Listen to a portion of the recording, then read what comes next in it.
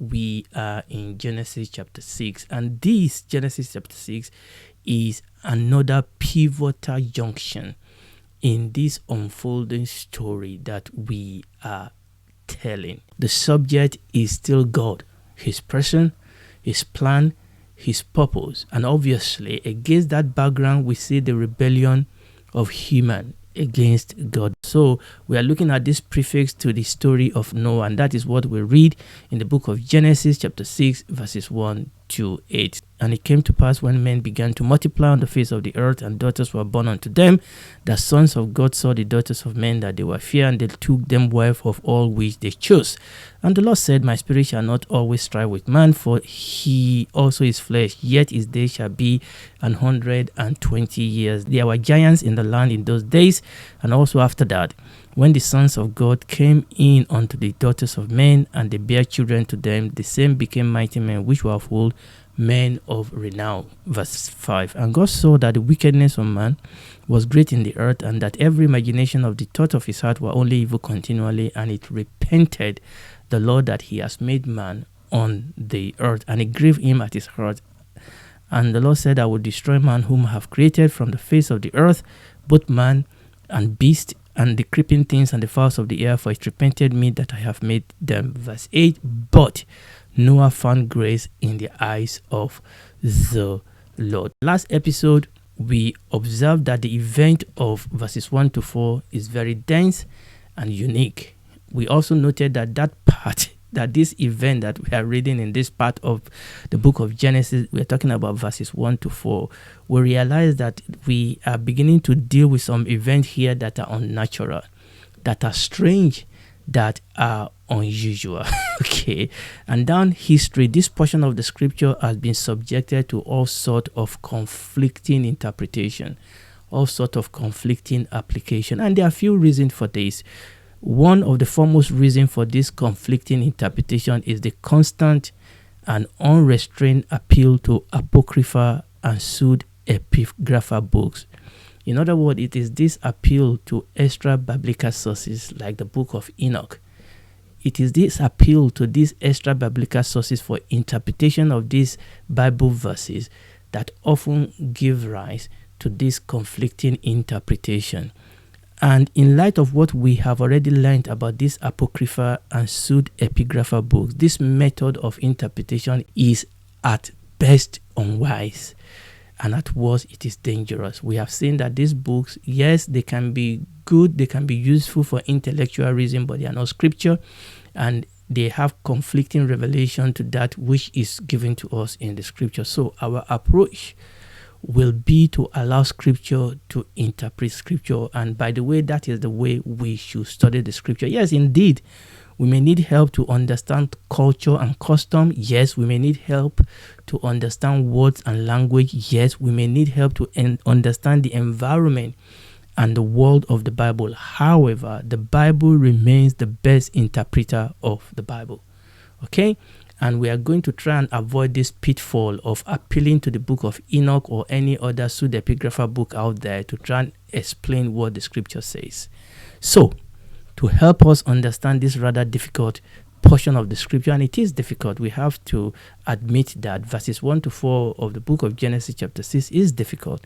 And our approach to it is to break them down into few steps. So, in verse 1, we have seen that which is natural, usual, and expected. So there is no surprise here. We saw in verse 1, so we read that again. We saw in verse 1, the Bible says that now it came about when mankind began to multiply on the face of the land, and daughters were born to them. Now this is the natural. Okay, this is the natural. We have sons of men, we have daughters of men. They marry each other, and they give birth to more sons of men and to more daughters of men, and these sons and daughters give birth to more sons and more daughters. That is the natural. That is the expected. That is the way that God have created it. There is absolutely no surprise here. This is the order that God has set in place in Genesis chapter 1.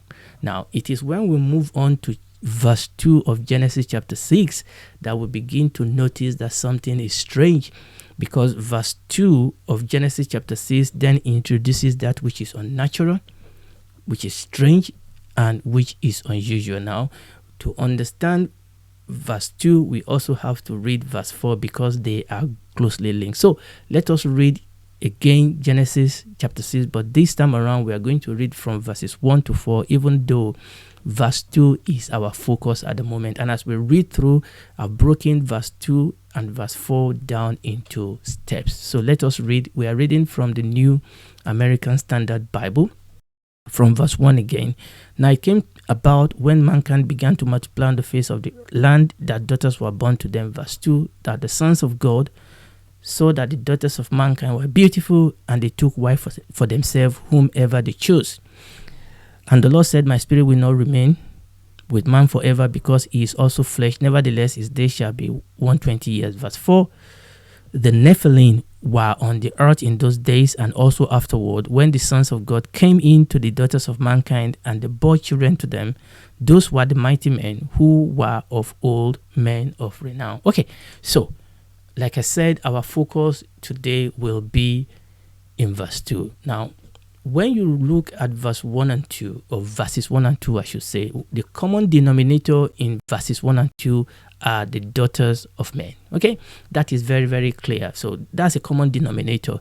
But verse 2 then introduces another group of people into the story, into the frame, called the sons of God. Now, this is a new group entirely that was not there in verse 1. Now, the question then is, who are these sons of God? Who are they? Who are these sons of God that saw that the daughters of men are beautiful and then took them for wife? Who are they? What is the relationship, if any, between what we saw in verse 1 that are called the sons of men? In verse 1, it was just the sons of men that were copulating with the daughters of men, and we said that is the natural thing. But then verse 2 then said that there are sons of God.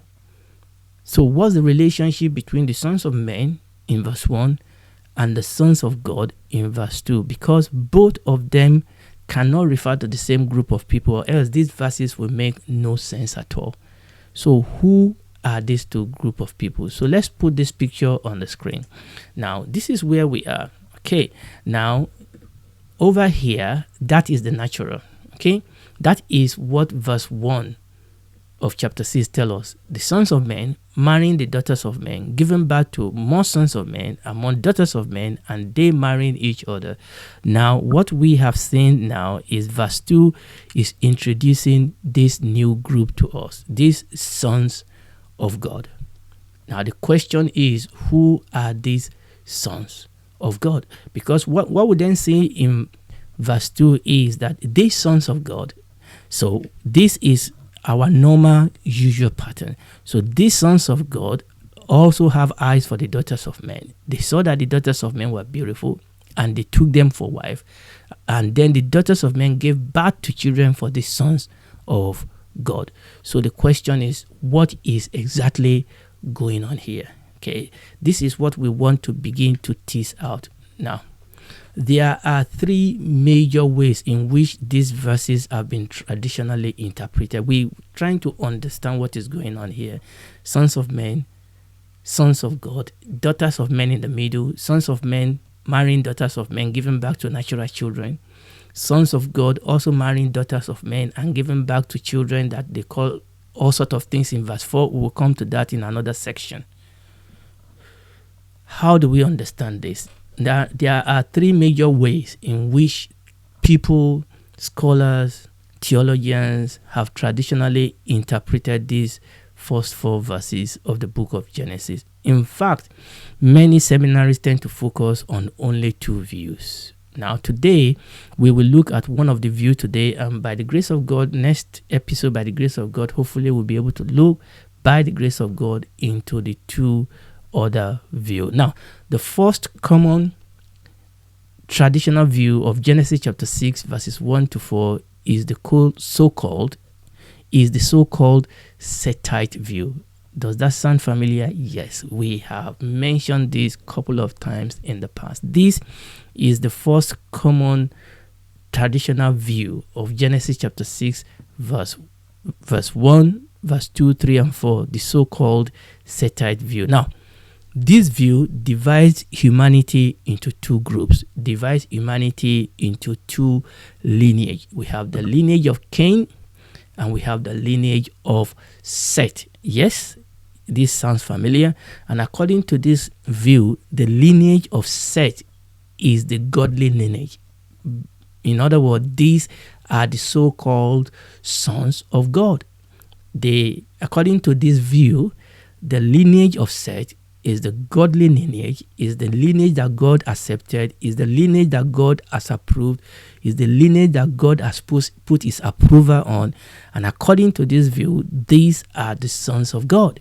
While the lineage of Cain is the ungodly lineage, and this is the lineage, according to this view, that produces the sons of men. Now, let me put this in a picture for us. Now, I've put a picture for us where I divide them into two colors.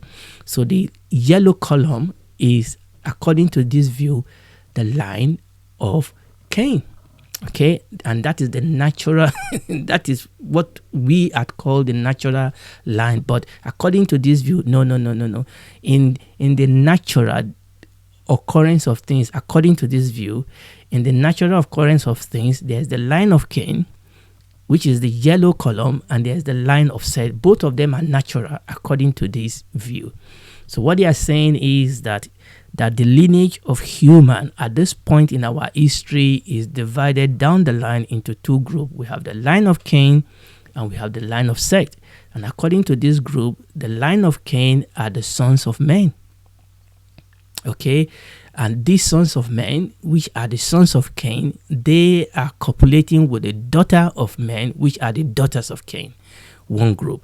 Then the second group is the line of Seth, and according to this view, these are the sons of God. So the sons of God, according to this group, or according to this view, so the son of God, according to this view, are the sons of Seth, and they are marrying the daughter of God, which according to this view are the daughters of Seth, and both of them are going in their own lane on the road. But something happened. Somehow, these sons of God, who are supposedly sons of Seth, looked across the lane to the other side and saw the daughters of men, which are the daughters of Cain, and saw that they were beautiful, and then went ahead to take them for wife. Okay, I think that in essence is what this view is talking about. So according to this view, Seth's godly lineage, who are the sons of God, they saw the daughters of mankind, who are the daughters of the ungodly line of Cain. They saw that they were beautiful. So they were intoxicated, they were wooed over, they were blown off by the beauty of the daughters of Cain, who are the daughters of men. And they went across the lane and married those women. And from this ungodly union, as it were, a great wickedness ensued. Now, that is what this view says. Now, obviously, this view, as we have said, is too simplistic, but worse than that, this view is absolutely unbiblical. Now, we have dealt with this issue of Seth and the Sethite line, so-called. We have dealt with that in our episode 291 to episode 293, and this was the summary we came out with in those 3 episodes. We said, look, the first thing is that there are more than 2 lineages to start with. You can't just talk about the lineage of Cain and the lineage of Seth. That is too simplistic. Okay, go back to those episodes and we went into that. In fact, we've mentioned a bit of that in our previous episode also, recent episode. So we said, number one, this view is just too simplistic. There are more than 2 lineages. You can't just talk about lineage of Cain and lineage of Seth. And number 2, that though the lineage of Seth was chosen to be the line through which the Messiah will be born, yes, that is true. But we said, however, the lineage of Seth as a whole was as ungodly and as unholy as other lineage. Okay, it was all the group all the lineages all of them were going away into wickedness, into darkness, away from God. It was not just one lineage. It was not a matter of one lineage or the other. It was a matter of individual that were still seeking the face of God. And when we look at the text and the context of Genesis chapter 6 verses 1 to 4, it does not support this Sethite view. Now, verse 1, we've read it before, says, "Now it came to pass when mankind began to multiply on the face of the land, and daughters were born to them." And as we saw in our last episode, mankind here is every humankind, including the line of Cain, the line of Seth, and others. So when verse 1 didn't divide them into two, verse 1 was talking about every human that was on the face of the earth. So to begin to talk about two lineage and one this is just not biblical, and it definitely is not supported by the text and the context. Moreover, even though in the Old Testament, God's covenant people are sometimes called God's children. This precise phrase, sons of God, is never used of those group of people in the Old Testament. Okay? And we'll in future episode, by the grace of God, we'll look at the meaning of this term, the sons of God, okay, as it is being used here. So hopefully, by the grace of God, in the next episode, we will look at that. Now, there's another question we may want to ask ourselves. What happened to the daughters of Seth? I mean, if the sons of Seth were the sons of God, what happened to the daughters of God, or the daughters of Seth? What happened to them? Were they ugly? I mean, why? What was it about the daughters of men, the daughters of Cain, who are supposed to be ungodly? What was it about them that was so special, that was so unique, that these sons of God decided that the daughters of God were not beautiful enough, were not good enough, that we need to go across the lane and take from the daughters of men, from the daughters of Cain?